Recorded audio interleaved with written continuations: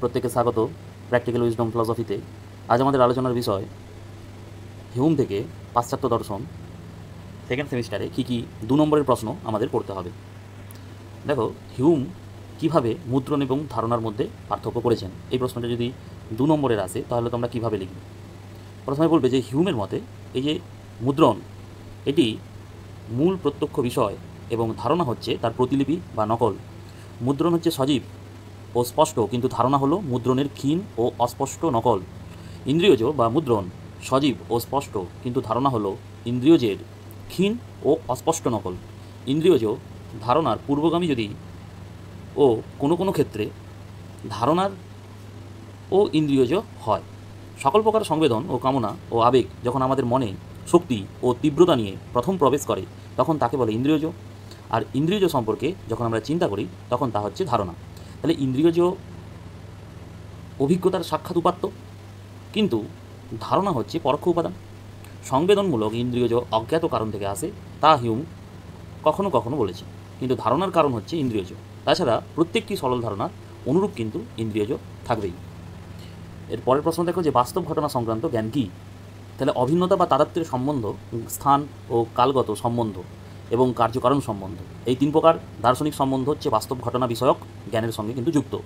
ধারণার সম্বন্ধ বিষয়ক জ্ঞানের ক্ষেত্রে যেখানে সম্বন্ধগুলি অপরিবর্তনীয়, বাস্তব ঘটনা বিষয়ক জ্ঞানের ক্ষেত্রেও সেই সম্বন্ধগুলি কিন্তু পরিবর্তনের কথাই চিন্তা করা যায়। এক্ষেত্রে বাস্তব পরিবর্তন না ঘটিয়ে সম্বন্ধের পরিবর্তন ঘটানো সম্ভব। এবং ধারণার সম্বন্ধ বিষয়ক জ্ঞান যেমন নিশ্চিত অথবা স্বতঃসিদ্ধ, বাস্তব ঘটনা বিষয়ক জ্ঞানও সেই রূপই নিশ্চিত নয়, বরং সম্ভাব্য। বাস্তব ঘটনা বিষয়ক বচনের সত্যতা অভিজ্ঞতা নির্ভর বা পরতসাধ্য, এই প্রকার জ্ঞান সংশ্লেষক বচনে প্রকাশিত হয় এবং বিপরীত বচন চিন্তা করা সহযোগী হয় না। যেমন যদি বলি সূর্য আগামীকাল পূর্ব দিকে উঠবে, এই বাস্তব ঘটনা সংক্রান্ত বচনের বিপরীত বচন সূর্য আগামীকাল পূর্ব দিকে উঠবে না, এইরূপ কিন্তু চিন্তা করা যায়।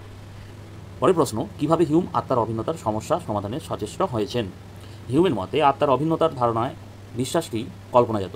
সুখ দুঃখ প্রভৃতি সংবেদন ও ধারণাসমূহ সাদৃশ্য সহ অবস্থান ও কার্যকারণের নিয়ম দ্বারা অনুসঙ্গবদ্ধ হয় এবং পূর্ব অভিজ্ঞতা বা প্রত্যক্ষের প্রতিরূপগুলি পুনরুদ্রেক ঘটিয়ে স্মৃতি সেইগুলির মধ্যে সাদৃশ্য সম্বন্ধ কিন্তু স্থাপন করে। এই স্মৃতির জন্যই মানসিক প্রত্যক্ষণগুলির প্রতিরূপগুলির মধ্যে পারম্পর্য রূপ এবং কার্যকারণ সম্বন্ধ বিষয়ে আমরা সচেতন হই এবং কল্পনার সাহায্যে অভিন্নতার ধারণাকে বিচ্ছিন্ন মানসিক প্রত্যক্ষগুলির সঙ্গে প্রয়োগ করে থাকি। এই জন্য স্মৃতিকেই ব্যক্তি অভিন্নতার ধারণার প্রধান উৎস বলা হয়। কার্যকরণ সম্বন্ধে হিউমের মত কী? কার্যকরণ সম্বন্ধে হিউমের মতকে কী বলা হয়? সতত সংযোগবাদ অথবা নিয়ত পারম্পর্যের মতবাদ বলা হয়। হিউমের মত কারণ ও কার্য হল পূর্বগামী এবং অনুগামী দুটি ঘটনার সতত সংযোগ। তাহলে দুটি ঘটনা পরস্পর বারংবার ঘটেছে, এইরূপ অভিজ্ঞতার ভিত্তিতে নিয়ত পূর্বগামী ঘটনাকে অনুগামী ঘটনার কারণ বলা হয়। এই জন্যই কারণের যৌতিক সংজ্ঞায় হিউম বলেছেন, কারণ হচ্ছে একটি বস্তু যাকে অপর বস্তু অনিগমন করে এবং প্রথমটির সদৃশ্য সকল বস্তুকে, দ্বিতীয়টির সদৃশ্য সকল বস্তুকে অনুগমন করে। এর পরের প্রশ্ন হচ্ছে হিউম কি সংশয়বাদী? তাহলে হিউমকে সংশয়বাদী বলা যায় কারণ হিউম মনে করেন যে মানুষ তার বোধশক্তির দ্বারা বস্তুর প্রকৃত স্বরূপকে জানতে পারে না। আত্মা, জড়জগৎ ও ঈশ্বরের যথার্থ স্বরূপ জানা যায় না বলে অধিবিদ্যা ও ধর্মের ক্ষেত্রে হিউমকে সংশয়বাদী বলা যায়। গাণিতিক সত্য এবং বাস্তব ঘটনা সম্পর্কীয় অভিজ্ঞতামূলক সত্য যা কার্যকরণ নির্ভর, তাকে হিউম অস্বীকার করেননি বলে এক্ষেত্রে হিউমকে পূর্ণ বা চূড়ান্ত সংশয়বাদী বলা যায় না। হিউম নিজের সংশয়বাদকে বিচারমূলক, লঘু এবং সংযত বলেছেন, কারণ পর্যাপ্ত প্রমাণের দ্বারা প্রতিষ্ঠিত নয়। সেই সমস্ত বিষয় থেকে সতর্ক থাকার জন্য এই সংশয়ের প্রয়োজন রয়েছে। আবার মানুষের জ্ঞানের ক্ষমতাকেও সংশয় করার জন্য মানুষের আলোচনার সীমাবদ্ধ রাখা যায় এবং তার ফলে সাধারণ জীবন সম্পর্কে সংশোধিত এবং শৃঙ্খলায়িত চিন্তন দ্বারা যুক্তিসম্মত সিদ্ধান্তে আসা যায়।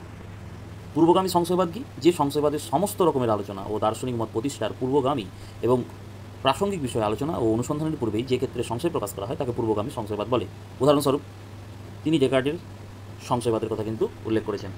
অনুগামী সংশয়বাদ কি? যে মতবাদ অনুসারে সকল প্রকার বিশ্বাস বা অনুসন্ধানের ফল বা সিদ্ধান্ত রূপে সংশয় উৎপন্ন হয় তাকে অনুগামী সংশয়বাদ বলে। আমাদের ইন্দ্রিয় এবং বুদ্ধির ক্ষমতা সীমিত এবং সেই জন্য এগুলির দ্বারা যথার্থ জ্ঞান লাভ করা সম্ভব কিনা এরূপ সংশয় উপনীত হলে তাকে অনুগামী সংশয়বাদ বলে। এই সংশয়বাদ 2 প্রকার, একটা হচ্ছে ইন্দ্রিয় সংক্রান্ত সংশয়বাদ আর একটা হচ্ছে বুদ্ধি সংক্রান্ত সংশয়বাদ। ডেকার্টের পূর্বগামী সংশয়বাদের বিরুদ্ধে হিউম কীরকম আপত্তি দিয়েছেন? সংশয় পদ্ধতি প্রয়োগ করে কোনো মৌলিক স্বতঃসিদ্ধ সূত্রে উপনীত হয়ে তার থেকে যাবতীয় জ্ঞান নিশ্চিত করা যায় বলে ডেকার্ট যে দাবি করেন তা কিন্তু ঠিক নয়। যেহেতু এইরূপ কোনো সত্য বস্তু নেই, স্বজ্ঞার দ্বারা লব্ধ অনেক স্বতঃসিদ্ধ সূত্র থাকলেও এগুলির মধ্যে কোনো একটিকে মৌলিক বলে গ্রহণ করে। আরও বেশি জ্ঞান অর্জন করতে গেলে যে মানসিক বৃত্তি বা সামর্থ্যের উপর নির্ভর করতে হয়, তার বিরুদ্ধেই কার্তেজীয় সংশয় উপস্থাপিত হয়েছে। কার্তেজীয় পূর্বগামী সংশয়ের অবশ্যম্ভাবী পরিণতি হচ্ছে চরম সংশয়বাদ, যার কিন্তু শেষ নেই। সংশয়কর্তার অস্তিত্ব প্রমাণের উপযুক্ত যে যৌক্তিক নীতি গ্রহণ করার সুযোগ কার্তেজীয় সংশয়বাদে কিন্তু নেই। হিউমের মতে ধারণার অনুষঙ্গ কী? হিউমের মতে মনের ধারণা আমাদের স্মৃতিতে বা কল্পনায় জেগে ওঠে নিয়ম অনুসারে। যখন আমরা কোনো জটিল বিষয়ে চিন্তা করি, তখন যে ধারণাটি চিন্তার পরিমাণার্থের সঙ্গে অসামঞ্জস্যপূর্ণ তাকে আমরা কিন্তু বর্জন করি। ধারণার সংযোগের সূত্র হিসেবে হিউম 3টি নীতির কথা বলেছেন। একটা সাদৃশ্যমূলক সূত্র, একটা সান্নিধ্যমূলক সূত্র, একটা হচ্ছে কার্যকারণ সূত্র। এইগুলিকে একত্রে হিউমের অনুষঙ্গ নিয়ম বলেছেন। প্রথম সূত্রে ব্যাখ্যা করা যায় যে মূল বস্তুর সঙ্গে তার প্রতিকৃতির সম্বন্ধ প্রদর্শিত করে। দ্বিতীয় সূত্রে ব্যাখ্যা করে বলা যায় যে একটি গাছের একটি অংশের সঙ্গে অপর একটি অংশের সংযোগের সম্বন্ধকে দৃষ্টান্ত হিসেবে গ্রহণ করে। আর তৃতীয় সূত্রটা হচ্ছে কার্যকরণ সূত্র।